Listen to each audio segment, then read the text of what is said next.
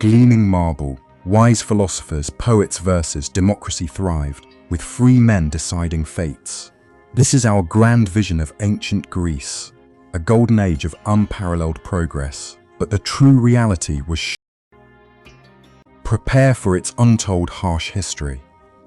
This idealistic image portrays a civilization built on reason, beauty, and advancement. However, if you could truly step back in time and walk through Athens, this included pervasive, casual violence and the constant threat of enslavement. A lingering stench of fear and blood marred every great achievement. Ancient Greece certainly was no paradise. Instead, it was a crucible of suffering where survival hinged on luck, brutality. To grasp its true daily life, we must strip away the marble facade and face a society founded on cruelty, deep superstition, and scientific ignorance.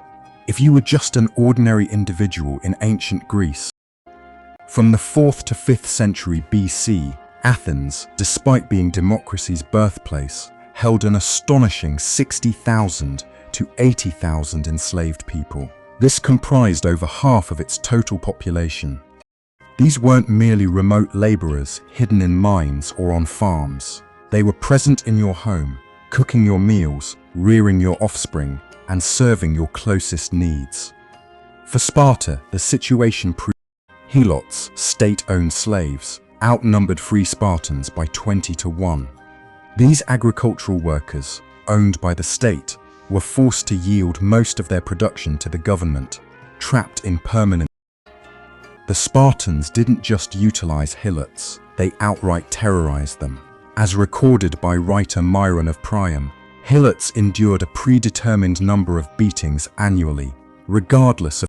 This was solely to ensure they never truly forgot their enslaved status. Such cruelty was systematic, coldly calculated to shatter the human spirit.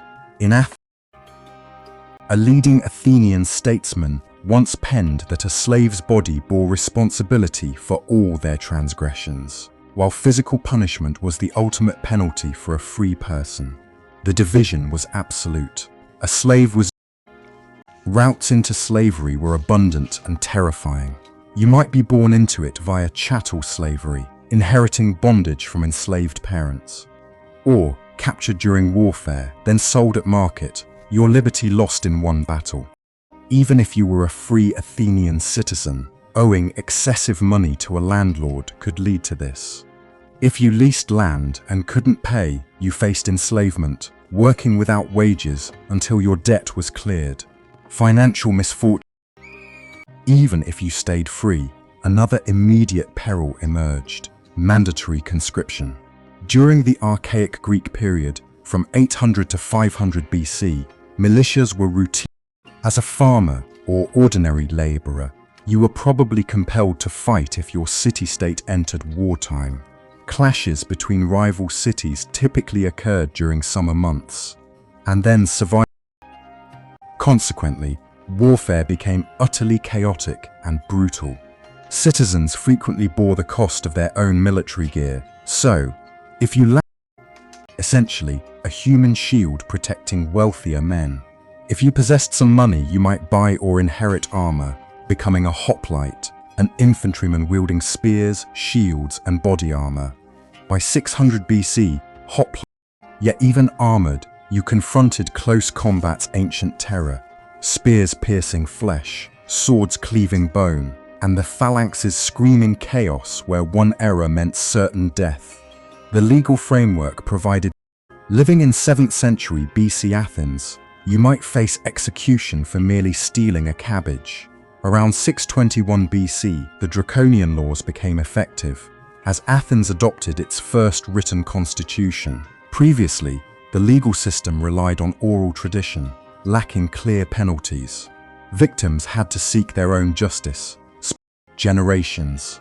The aristocracy exploited these unwritten statutes for their own gain, creating a vastly unequal society. Subsequent reforms aimed to remedy this, however. They instead established a system where execution or enslavement was dealt out even for minor transgressions. End true inequality. They formalized debt-based enslavement, permitting only those who carried weapons or owned land to possess political rights, and established penalties that made little sense.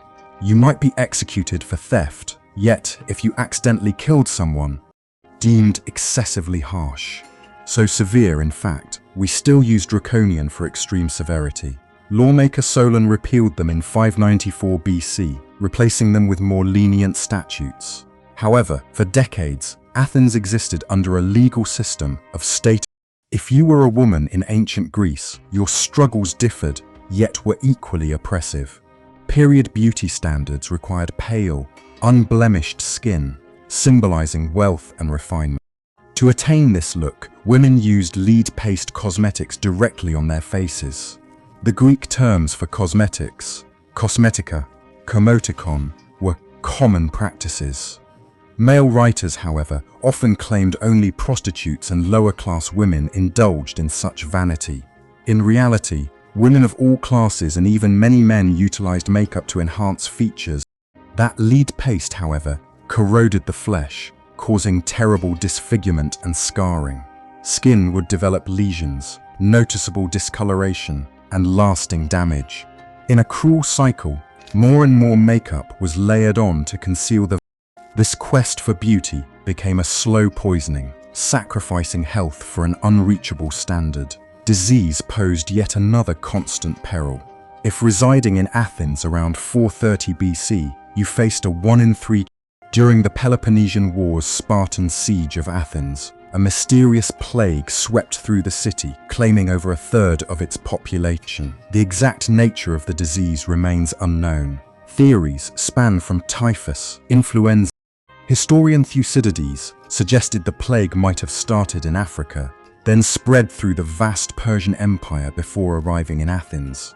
Its symptoms proved truly horrific: high fever, inflamed eyes. Almost 100,000 people died, their corpses accumulating in streets, while the Spartan army besieged the city walls. Siege and plague combined left Athens devastated, marking the end of its golden age. Sparta. Medical practices provided minimal hope. Prior to the 5th century BC, illness was viewed as divine retribution from the gods. If you perished, the gods were blamed. If you recovered, it meant the gods showed you mercy. By 500 BC, matters began to appear somewhat more rational, yet the line between science and religion. A godly physician of immense talent, his sacred buildings functioned as medical facilities for the ailing individuals sought healing through supplication and individuals could freely travel ancient Greece, professing skill in the techne, that enigmatic healing craft. Should you be The ancient Greeks were fixated on this procedure. This method was associated with a medical framework known as humorism, which categorized the human body as 4 distinct bodily fluids: blood, yellow bile, black bile, and phlegm. When in robust, out of balance, humors directly related to temperature. Hot meals were believed to generate yellow bile, whereas chilled sustenance caused phlegm. Communities facing cold winds were linked to pulmonary ailments, whereas warm gusts utterly illogical. Yet it endured not only throughout ancient Greece, but for millennia thereafter. It wasn't until the 1850s and the advent of germ theory that humorism ultimately lost its prominence. For those residing in Greece in its initial historical period, around 1177 BC, scholars concur that during this period, an extensive, interwoven system of Mediterranean civilizations abruptly disintegrated. The Mycenaeans, Egyptians, Hittites, Babylonians, and Minoans, all highly developed societies boasting vibrant cultures, stunning architecture, and economies reliant on maritime commerce, completely fragmented. Certain data suggests a 300-year drought brought widespread famine, starvation, and immense loss of human lives. Lacking sufficient. However, narratives also exist of enigmatic maritime invaders identified only as the Sea Peoples who attacked and devastated prominent port cities during this era. Ambiguous historical records and indecipherable engravings on ancient stelae are the sole proof we possess throughout the Mediterranean region. If you survived this tumultuous era, you either starved or fell victim to invaders. There were few intermediate options. The myths and philosophies we revere today originated from a tiny elite. While Socrates pondered virtue in the agora, thousands of enslaved people were suffering beatings within homes, farmers forcibly conscripted for war, and women poisoning themselves from lead makeup, and the ill were bled. These marble edifices were constructed by forced labor. The revered democratic governance was exclusive to free male citizens, a tiny portion of residents. Ancient Greece manifested both. It accomplished remarkable feats in art, philosophy, and governance, concurrently accepting as normal harshness, bondage, and unscientific medical practices that would endure for millennia. From the Greeks came geometry and tragedy, but from them also arose institutional. Upon reflecting on ancient Greece, we must acknowledge both facets of its complex legacy. The supposed Golden Age shone brightly solely for a select privileged minority. For the majority of it, a ceaseless struggle for survival in a world where one's liberty might disappear without warning, where illness appeared unexpectedly, and where even inherent beauty proved poisonous.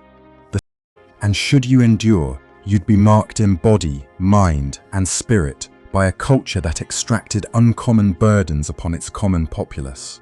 The society responsible for Western philosophy's origins rested upon a base of profound suffering that no